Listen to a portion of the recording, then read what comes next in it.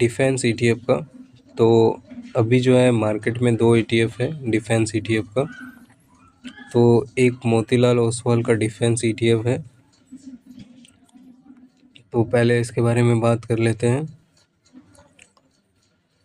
तो देखिए, अगर मार्केट कैपिटल की बात की जाए, AUM assets under management price to 37 crore है, PE रेशियो 54 है, PV रेशियो 11.7 है, नंबर ऑफ स्टॉक 16 है और एक्सपेंस रेशियो इसका 0.40 है।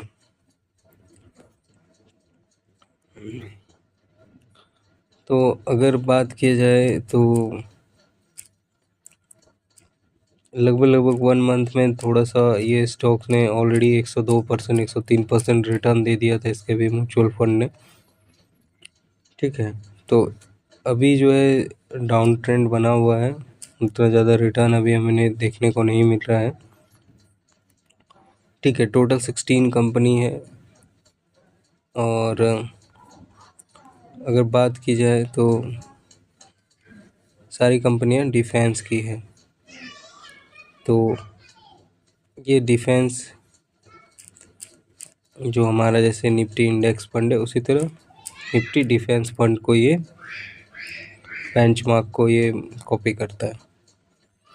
तो अगर डिफेंस ईटीएफ की बात की जाए तो 2 ईटीएफ हैं यहाँ पे, एक ग्रो का भी है। अगर 1 मंथ की बात की जाए तो 1% है, बट ये फंड अभी नया है। ठीक है, तो अभी उतना ज़्यादा रिटर्न देखने को नहीं मिलेगा। 1 वीक में इसने 1.99% दिया है। अब है क्या, थोड़ा सा ये स्ट्रक्चरल बेस पे है। अगर आप थीम बेस्ड पे अगर जाते हो तो थोड़ा सा रिस्की होता है, बट अगर आप ऐसा ईटीएफ ढूंढ रहे हैं जिसमें अगर डिफेंस सेक्टर के स्टॉक्स में इन्वेस्ट करना चाहते हैं तो आप ईटीएफ के साथ भी कर सकते हैं, और या फिर म्यूचुअल फंड के साथ कर सकते हैं। तो अभी 2 ईटीएफ है मार्केट में, एक मोतीलाल ओसवाल और दूसरा ईटीएफ है हमारा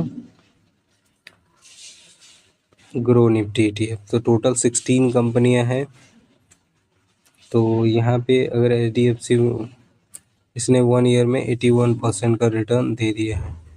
तो अगर म्यूचुअल फंड की भी बात की जाए तो एक्सपेंस रेशियो 0.72 है। वहीं पे अगर डिफेंस ईटीएफ का अभी एक्सपेंस रेशियो में देखने को नहीं मिल रहा है, थोड़ा सा मार्केट, तो यहाँ पे एक्सपेंस रेशियो 0.40 है।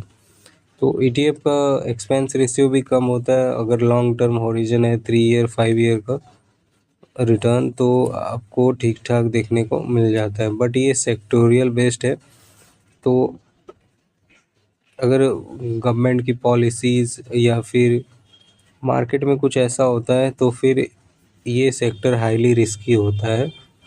ठीक है, तो अपने पोर्टफोलियो का अगर आप एग्रेसिव इन्वेस्टर हैं तो 5 to 10% ही इन्वेस्ट करना चाहिए, उससे ज़्यादा नहीं, क्योंकि सेक्टोरियल बेस्ड बहुत ज़्यादा रिस्की होता है। अगर स्टॉक की बात की जाए तो आप देखोगे लगभग 1 मंथ से लगभग स्टॉक गिर ही रहा है। बहुत सारे स्टॉक्स को देखोगे, भारत इलेक्ट्रॉनिक्स का 1 मंथ का तो गिर रहा है, बट मार्केट कैपिटल भी अच्छा है। हो सकता है कि आने वाले टाइम में ठीक ठाक देखने को मिले। अगर रिटर्न ऑफ इक्विटी भी देखें इनसे तो 26 है और इंडस्ट्री पी 36 है, तो अभी स्टॉक ठीक ठाक है। बट अगर देख रहे हो कि प्रॉफिट अगर गिर रहा है बहुत सारी कंपनी का, और इस वजह से भी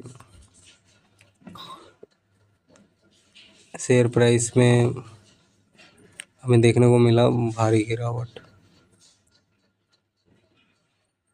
तो कुछ स्टॉक के पी रेशियो बहुत ज़्यादा बढ़ चुके थे, तो इस वजह से भी लगभग 2-3 महीने से लोग फंसे हुए हैं। कुछ म्यूचुअल फंड ने तो इन्वेस्ट करने से ही मना कर दिया। तो एक ऐसा ईटीएफ आप ढूंढ रहे हैं, अगर सिर्फ डिफेंस सेक्टर में इन्वेस्ट करना चाहते हैं तो 2 ईटीएफ है टॉप, एक मोतीलाल ओसवाल और दूसरा ग्रो का ईटीएफ।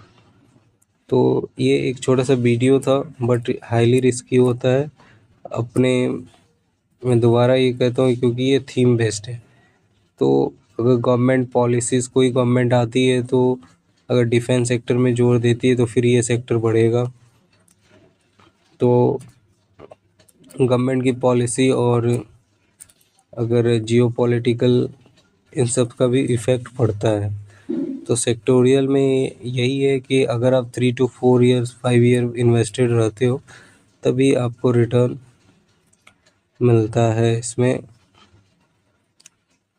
तो अगर डिफेंस फंड देखें म्यूचुअल फंड का तो ये भी फंड नया है। अगर 1 ईयर में देखें तो इसने HDFC डिफेंस फंड का यहाँ पे देखें तो काफ़ी रिटर्न दिया है। बट अगर 6 मंथ में भी 23% लगभग 2-3 महीने से अगर आप देखो तो लगातार गिर ही रहा है। तो ये थीमेटिक है, तो हाईली रिस्की है। बाकी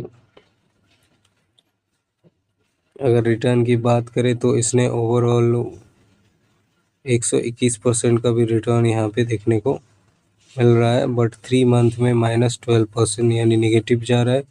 6 मंथ में फंड ने 23% दिया है, 1 ईयर में 80 और ओवरऑल 121 है।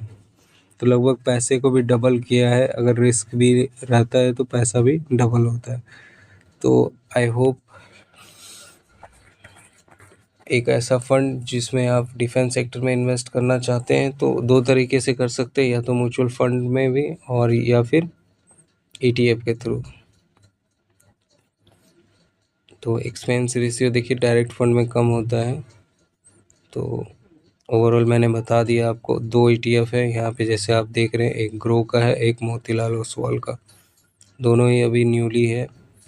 और अगर आप 3 ईयर 2 ईयर 3 ईयर 5 ईयर का रहता है आपका इन्वेस्टमेंट तो फिर अगर डीप में आप बाइंग करते हैं तो अच्छा खासा रिटर्न आपको देखने को मिलता है। तो ये थे 2 ETF, मोतीलाल ओसवाल के और एक ग्रो के। तो ग्रो का भी ज़्यादा टाइम हुआ नहीं है, तो अभी ठीक ठाक रिटर्न भी यहाँ पे जनरेट करने को मिल सकता है। हो सकता है कि जिस तरह से मेकिंग इन इंडिया आ रहा है, गवर्नमेंट डिफेंस सेक्टर में इन्वेस्ट कर रही है, तो आने वाले टाइम में भी एक अच्छा मूवमेंट देखने को मिल सकता है। तो स्टॉक गिरने के बाद अभी ग्राफ से अगर हम बात करें 1 मंथ का ग्राफ से, तो अब ऊपर जाने की और है। तो ये वीडियो एक एजुकेशन पर्पस से बनाया गया है, कोई भी बाय और सेल रिकमेंडेशन नहीं है। तो मैंने आपको बता दिया ये 2 ETF हैं जिसका अभी करंट प्राइस 66.90 रुपीज़ चल रहा है। तो टाइम होरिजन आपका 3 to 5 ईयर होना चाहिए इसमें, तभी आप थीमेटिक में जाएं। तो ये था डिफेंस ETF।